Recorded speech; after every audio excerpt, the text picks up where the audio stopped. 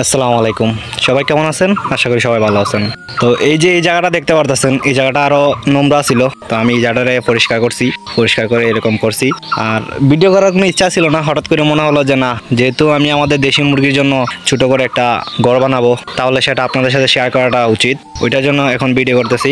তো এই যে দেখতে পারতেছেন, এই নেটগুলা এই নেটগুলা দুইটা টুকরা রয়ে গেছিল, এটা এখন কোনো কাজে লাগতো না, তাই ভাবলাম যে না, এটারে একটা কাজে লাগানো যায় যে কোনোভাবে। তো এটা দিয়ে কি করব, এই যে এখানে ছোট একটা আমের গাছ আছে, সেই আমের গাছে একটা ফিলার বানাইমো। সফরি গাছ আছে, সফরি গাছের গুড়ি দিয়ে একটা ফিলার বানাইমো। আর এই যে এখানে একটা হুটি কাটছি, আবার আরেকটা এখানে গাড়বো, একটা এখানে গাড়বো, আরেকটা ওইখানে গাড়বো।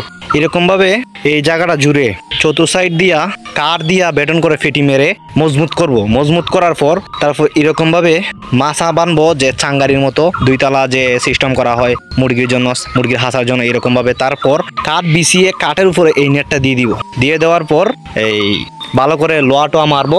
লোহাটা মারার পর নিচ ওকে করব। ওকে করার পর সাইডে দিয়া টিন দিয়ে বেটন করে দিব। টিন দিয়ে বেটন করে দিব, প্লাস উপরে টিন দিয়ে দিব। তারপর ভিতরে মোটামুটি একটা ভালো একটা পরিবেশ হবে দেশি মুরগির জন্য। আর এটারে আমি প্রায় এই নেটটাতে দিব, এই নেটটা প্রায় আমি 1-2 হাত উপরে রাখবো, তলে যাতে ফাঁক থাকে, বিটটা ফললে যাতে আরামসে মাটিতে পড়ে যায়, কারণ দেশি মুরগির বিটের মধ্যে প্রচুর গন্ধ থাকে। আর অনেক দিন যাবৎ দেশি মুরগির বিট পরিষ্কার না করলে আবার ওইখান থেকে রোগ জীবাণু তৈরি হয়। ওইটার জন্য আমি এই সিস্টেমটা করতেছি, যাতে করে বিট মাটিতে পড়ে। আর মাটিতে পড়লে তলে দিয়ে আমি আবার টিন দিয়ে দিব, আর মোটর দিয়া পানি মেরে টিনের উপরে বিট থাকবে, সব পরিষ্কার করে একবার নিচে চলে যাবে, ওইরকম সিস্টেম করব। তো বেশি কথা বাড়াবো না, জানি না কেমন হবে, যেমনই হোক। তো আপনারা তেমন কিছু বলবেন না, আর আমার কাজ দেখে একটু অ্যাপ্রিসিয়েট করবেন, কারণ একটু উৎসাহ পাইলে আমি আরও অনেক কিছু করার চেষ্টা করতে পারি। আর যদি তেমন একটা মোটিভেশন না পাই, তাহলে কাজ করার আগ্রহ থাকে না। তো আপনারা দেখেন আমি টুকটাক কাজ করি, সাথে সাথে আপনাদেরকে টুকটাক দেখানোর চেষ্টা করি। তো ফাইনালি দেখতে পারতেছেন, আধা মাদা করে ফেলছি আমাদের এই দেশি মুরগির ঘরের কাজ। এখানে কিছুটা টিন বাকি রয়ে গেছে উপরে দেওয়ার জন্য, টিন না থাকার কারণে দিতে পারি নাই। এই যে দেখতে পারতেছেন চতুর সাইড।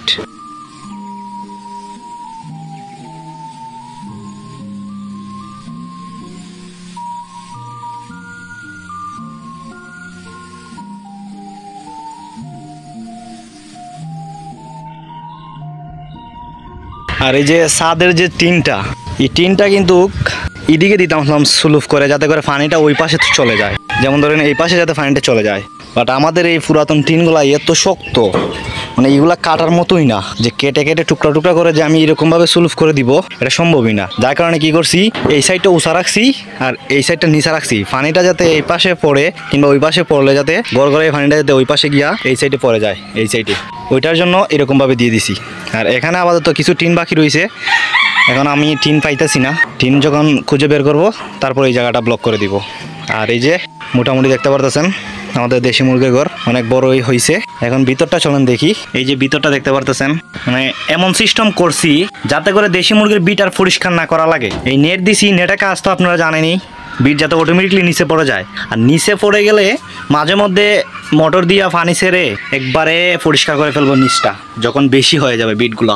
আর এই যে দেখতে পারতেন চতুর সাইড কিন্তু হেভি করে দিছি। এটা কিন্তু দেখলে হয়তো বুঝাইতে পারে যে তেমন শক্ত হয় নাই এই নেটের তলে যে কাঠগুলো দিছি, বাট এই কাঠগুলো কিন্তু আমার ওজন লইতে পারে, মানে আমি যদি এটার উপরে দাঁড়াই তাও কোনো সমস্যা হয় না, মানে এটা প্রচুর মজবুত হয়েছে। তো দেখতেই পারছেন আপনারা কত মজবুত করে দিছি।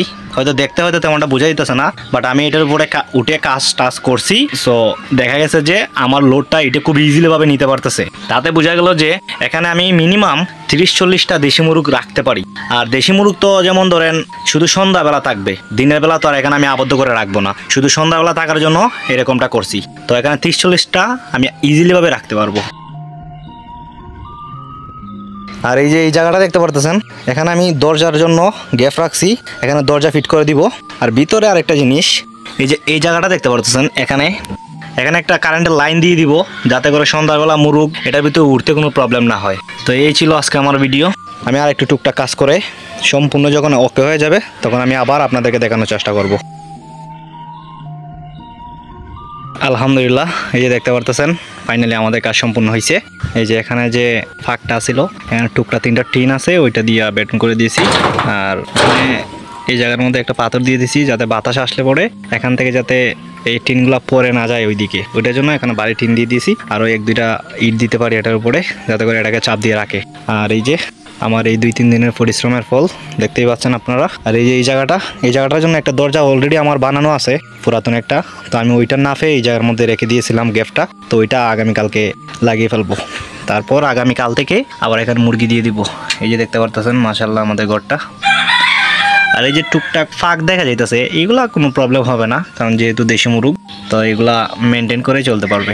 আর আমার এই নেটটা দেওয়াটা কতটুকু কার্যকারিতা হয়েছে ওইটা আশা করি 1-2 দিন পরেই বুঝতে পারবো। যদি কোনো জায়গা লুজ না হয় নেটের, তাহলে আশা করি প্রচুর দিন এটা অ্যাডজাস্ট করবে। তো আপনারা আমার জন্য দোয়া করবেন, আমাদের দেশি মুরগির জন্য, আমাদের খামারের জন্য দোয়া করবেন, যাতে করে সব কিছু ঠিকঠাক থাকে আর আমরা যাতে এগুলো থেকে ভালো একটা বেনিফিট পাই। তো আজকের ভিডিওটা এই পর্যন্তই। যদি ভিডিওটি আপনাদের কাছে ভালো লাগে থাকে তাহলে প্লিজ আমাদের চ্যানেলটাকে সাবস্ক্রাইব করে পাশেই থাকবেন। ধন্যবাদ সবাইকে, আসসালামু আলাইকুম।